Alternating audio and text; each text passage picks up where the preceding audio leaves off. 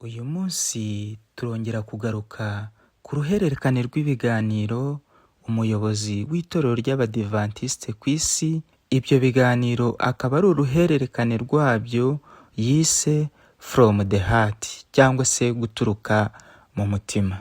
Hello, my friend. From my heart to yours, I want to share something deeply personal today. Nshuti zanjye, uyu munsi hari ibyo nifuza kubagezaho. Nibyo koko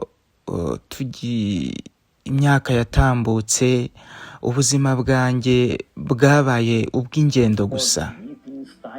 Njya mu nama zitandukanye, mpura n'abantu benshi batandukanye ku isi. Ariko buri hantu hose nagiye mpabona amateka yihariye mu maporogaramu yose nagiye njyamo.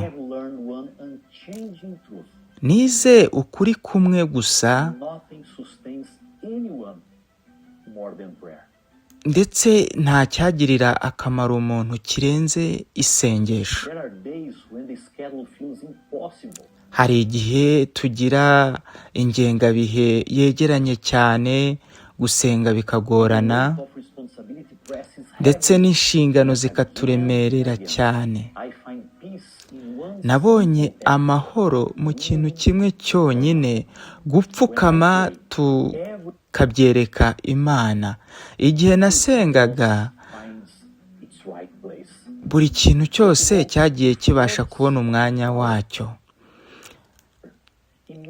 Mbese nimba amagambo cyangwa se ibiganiro byacu bigira imbaraga, ese isengesho urumva ryo byaba bimeze gute? Amagambo ashobora kudutera imbaraga, ashobora kutwigisha, ashobora kuturemamo ikintu gikomeye. Ariko isengesho rishobora kutwegereza ijuru. Isengesho ribasha guhuza inyokomuntu, ndetse inyokomuntu ikaduhuza n'imbaraga mvajuru. Ishobora guhindura kwiheba ikabihinduramo kwigirira icyizere.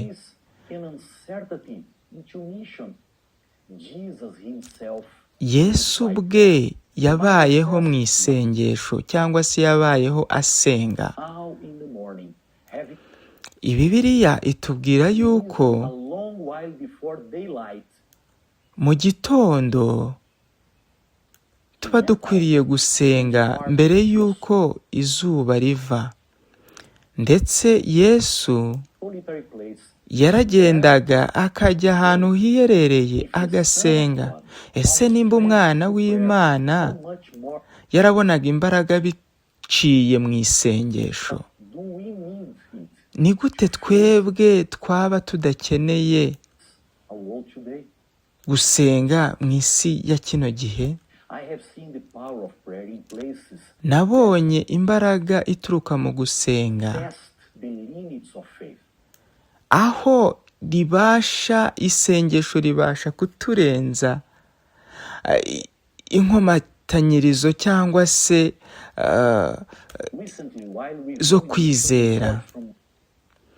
Nagiye mbona umurimo biciye mu maraporo wagiye ukorwa mu Buhinde, nk'agace kamwe kitwa Uttar Pradesh. Ni agace gatuwe cyane mu Buhinde, agace gatuwe n'abaturage barenga 200,000,000. Ndetse ako gace karuta ibihugu byinshi byo ku isi.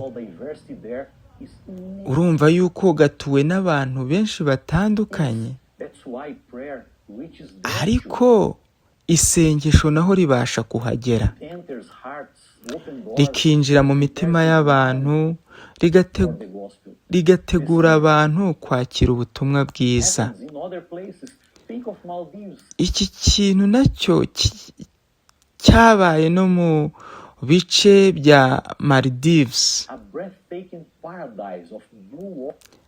ahantu hari imigezi myinshi, amazi, Yet even there, ariko naho isengesho rirahagera. does not need a visa. It travels Isengesho ntabwo rikenera viza, rigenda gake gake rifite imbaraga, in islands, rikagera mu birwa hearts.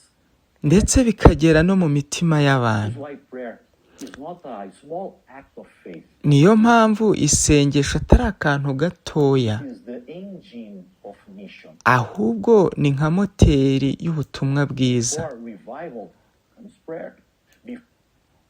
Mbese kugira ngo tubashe kuvugururwa, isengesho niryo riza bwa mbere. Prayer.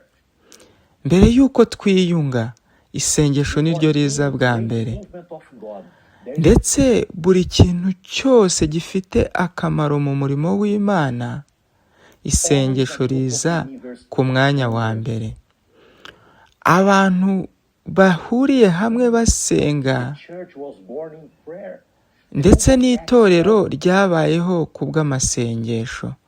Igitabo cy'ibyakozwe n'intumwa When they had prayed, kitubwira neza yuko the place where they were intumwa zimaze gusenga, shaken. ziri mu cyumba kimwe, umwuka wera yarazimanukiye ndetse buzurwa n'umwuka. Prayer does not always change circumstances. Isengesho rero ntabwo rihindura ibintu gusa, It changes people, and changed people change the world. ahubwo rihindura abantu, kandi n'abo bantu bagahindura isi. How can we pray in ways that make a difference? Ni gute twasenga mu buryo buduhindura? The Bible shows us that Bibiliya our prayer itubwira is not yuko about long isengesho rifite imbaraga weeks, but about atari isengesho ry'igihe kirekire, ahubwo ari isengesho twashyizeho umutima. Reka guided me repeat reka mbasangize zimwe muri principles ngenderaho, ndetse bikaba byaramfashije. an invitation to pray with boldness. Ingingo ya mbere ngenderaho mu gusenga ni ugusenga mfite courage, cyangwa se mfite ubushake. Bold prayer does not come from Ubushake bw'isengesho ntabwo buturuka ku kubuvuga neza, ahubwo ni ukugira icyizere mu masezerano y'Imana. John wrote now.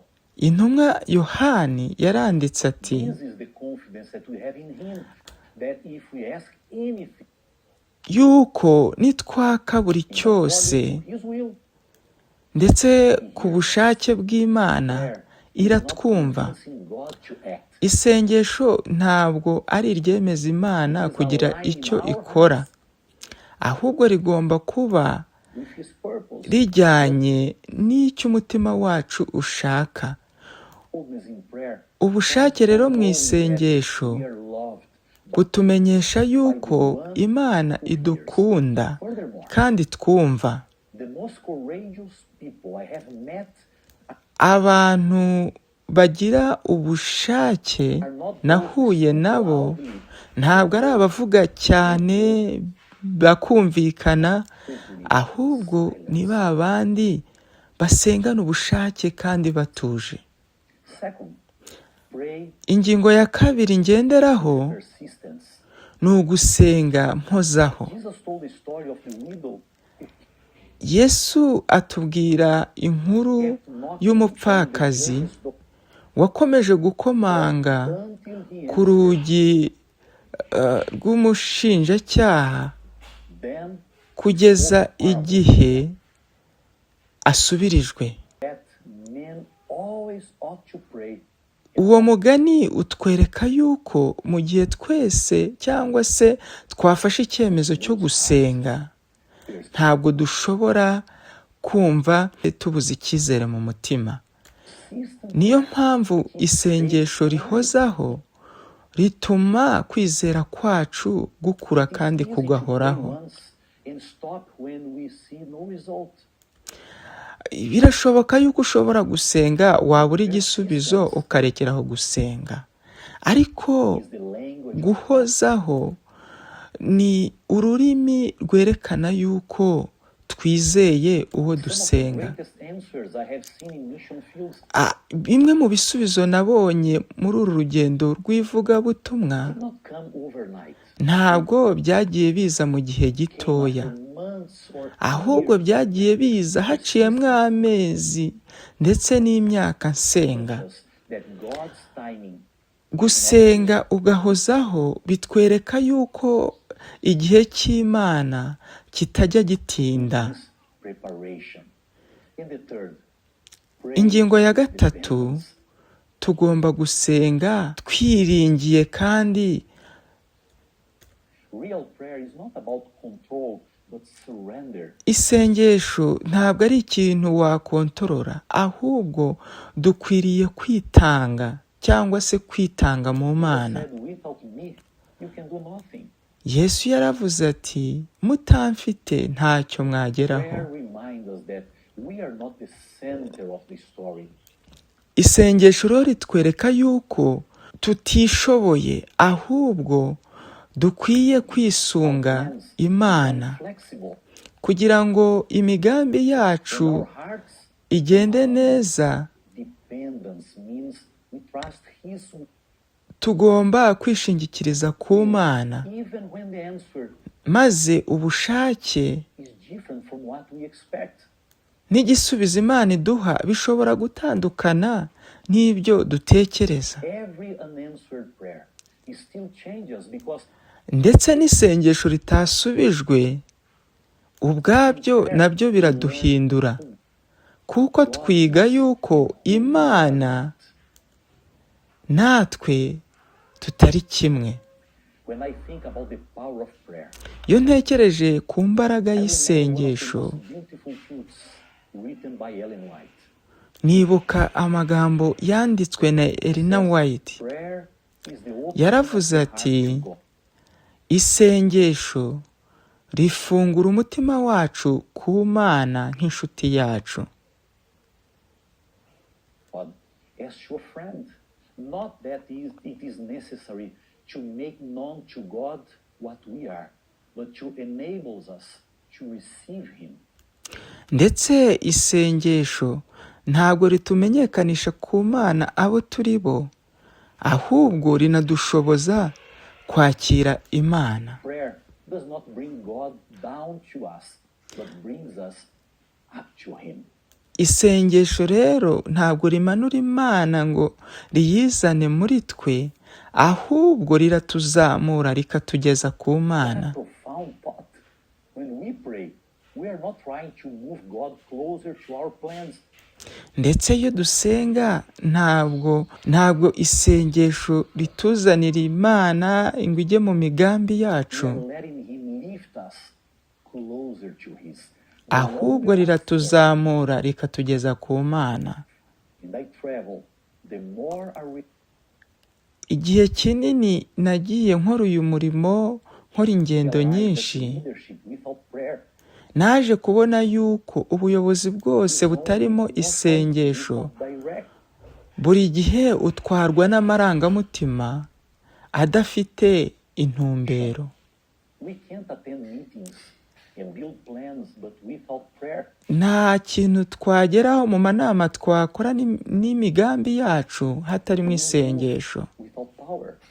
Icyo gihe twaba tuyobowe n'indi mbaraga. Every global initiative, every congregation must Buri ntego yose begin with people who kneel before they cyangwa se buri ntego yose itorero rifite ryifuza kugeraho iba ikwiriye kujyana n'isengesho. act. And the greatest leaders are not the business. Ndetse abayobozi bagiye babasha gushyika ku nshingano zabo ntabwo ari abahora The most prayerful. bari bizi mu kazi kenshi, ahubwo ni abagiye bagira igihe cyo gusenga. Around the world, I have met Ku isi yose nahuye n'abakristu bumva ukuri kw'iki kintu. Mu duce tumwe dutoya tw'utudugudu muri Afurika, imiryango ibyuka isenga igasaba imvura kumanukira imitima yabo. Muri Amerika y'Amajyepfo nabonye urubyiruko ruhura buri mu gitondo rugasenga, haba mu mashuri cyangwa se mu yandi masosiyete. Muri Pasifika nabonye amagurupe asenga mu duce two mu birwa. Mu duce twose nasuye nabonye ko isengesho ari ikintu gikomeye kiduhuza cyangwa se gihuza itorero muri rusange. Ntabwo dutandukanywa n'indimi cyangwa se distance iri hagati y'ibihugu. Mu gihe dusenze tuba tuvuze ururimi rumwe ndetse ururimi rw'umutima. Dushobora kuba turi kureba iyi video uyu munsi twibaza nimba amasengesho yacu hari icyo amara, ndetse ushobora kuba warasenze igihe kinini ntubone impinduka. Ariko reka nkwibutse ikintu gikomeye: Imana ntijya itesha agaciro isengesho, nta na rimwe. Buri marira ndetse buri kintu cyose kivuzwe harimo kwizera, Imana iracyumva, yo itajya yibagirwa abana bayo. Ndetse isengesho rishobora kudahindura situwasiyo waba urimo, ariko isengesho ryo rizaguhindura. Aho waba uri hose, ndagira ngo ngushishikarize gusenga ufite imbaraga, ugasengera umuryango, ugasengera itorero, ugasengera abayobozi bawe, ugasengera aho ubutumwa bwiza butaragera, ugasengera abarimo bararenganywa kubw'ubutumwa bwiza,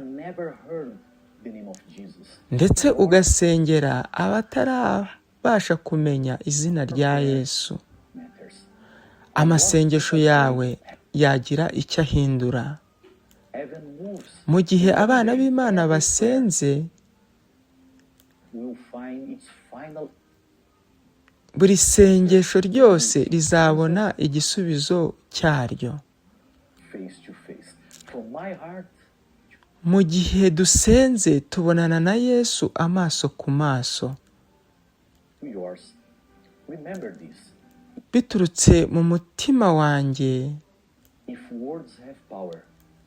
ndashaka kubibutsa yuko nimba ijambo rifite imbaraga, mbese isengesho ryo ryagira imbaraga bingana gute? Isengesho ribasha kutuzamura mu gihe twaguye, ndetse rikatwongeramo imbaraga, ndetse rikabasha kutumaramo ubwoba. Ribasha kwambuka inyanja ndetse n'ibihugu. Ribasha gufungura imitima yacu, ndetse rigahindura kwiheba mo icyizere. Iyo dutuje dusenga, niyo mpamvu rero dukwiriye gukomeza gusenga kandi tukizera, tugakomeza kuvugana n'utwumva buri gihe.